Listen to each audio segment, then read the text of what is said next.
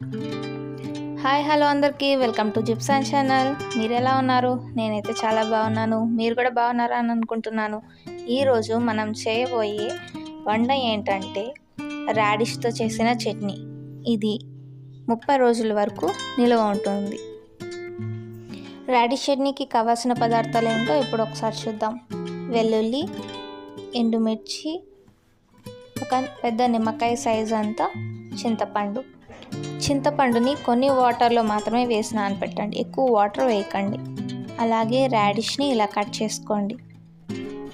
ఇలా కట్ చేశాక రాడిష్ని పీల్ చేయండి.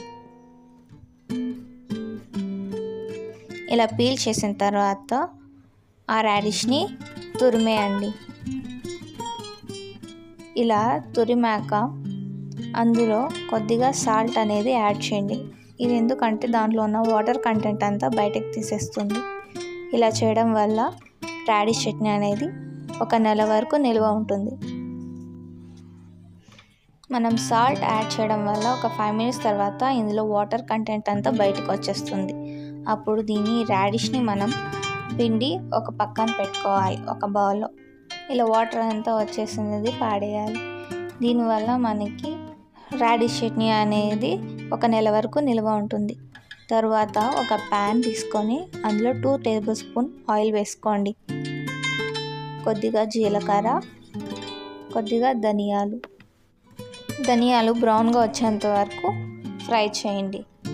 బ్రౌన్గా వచ్చాక ఎండుమిర్చిని యాడ్ చేయండి. మీరు ఎంత కారం తింటారో అంత సరిపడా ఎండుమిర్చిని యాడ్ చేసుకొని రెడ్ కలర్లో వచ్చేంత వరకు వేయించండి.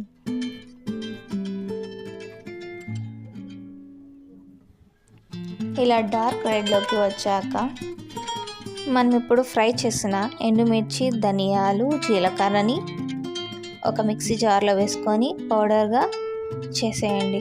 అలా చేశాక మనం తురిమి పెట్టుకున్నాం కదా, ఆ రాడిష్ అనేది ఆ మిక్సీ జార్లో వేసి, అలాగే కాస్త మనం చింతపండు నానబెట్టుకున్నాం కదా, అది కూడా యాడ్ చేసి దాంట్లో ఉన్న కొన్ని వాటర్ని యాడ్ చేయండి, ఎక్కువ యాడ్ చేయకండి. అలాగే కొన్ని వెల్లుల్లి కూడా యాడ్ చేయండి.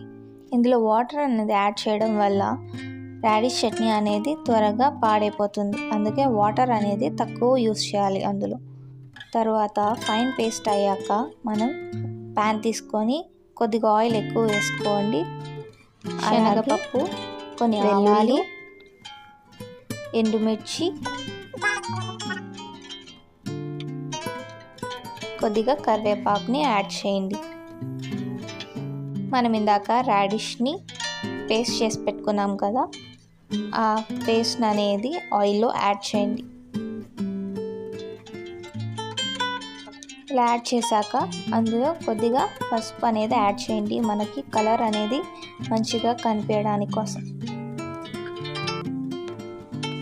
ఇలా తరువాతలో రాడిష్ పేస్ట్ అనేది స్లోగా తిప్పుతూ ఉండండి. దీనివల్ల రాడిష్ స్మెల్ అనేది వెళ్ళిపోతుంది రాడిష్ చట్నీలోంచి.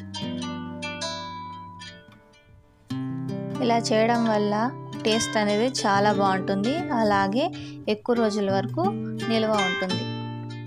మీరు ఒకసారి ట్రై చేయండి. మీరు ఇంకా సాల్ట్ అనేది తక్కువగా ఏమైనా వేసుకుంటే ఇక్కడ యాడ్ చేసుకోండి మధ్యలో. ఇలా స్లోగా ఒక 5 to 10 మినిట్స్ వరకు దాన్ని తిప్పుతూ ఉండండి, దాంట్లో ఉన్న స్మెల్ అనేదంతా వెళ్ళిపోయేంత వరకు. ఇలా 5 to 10 మినిట్స్ తర్వాత దాని స్మెల్ అంతా వెళ్ళిపోయాక మనం ఇంకా సర్వ్ చేసుకొని తినేయడమే. నేనైతే దీన్ని టేస్ట్ చూసాను, చాలా బాగుంది. ఇంకా ఎక్స్ట్రాగా ఎక్కువ తినేసాను నేనే. మీరు ఒకసారి ట్రై చేయండి. వావ్, ఎంత బాగుంది తినడానికి. మీరు ఒకసారి ట్రై చేయండి. సూపర్. మీకు ఈ వీడియో నచ్చితే లైక్ చేయండి, అలాగే షేర్ చేయండి, అలాగే మన ఛానల్ని సబ్స్క్రైబ్ చేసుకోండి. Thanks for watching. మళ్ళీ నెక్స్ట్ వీడియోలో కలుద్దాం. బాయ్.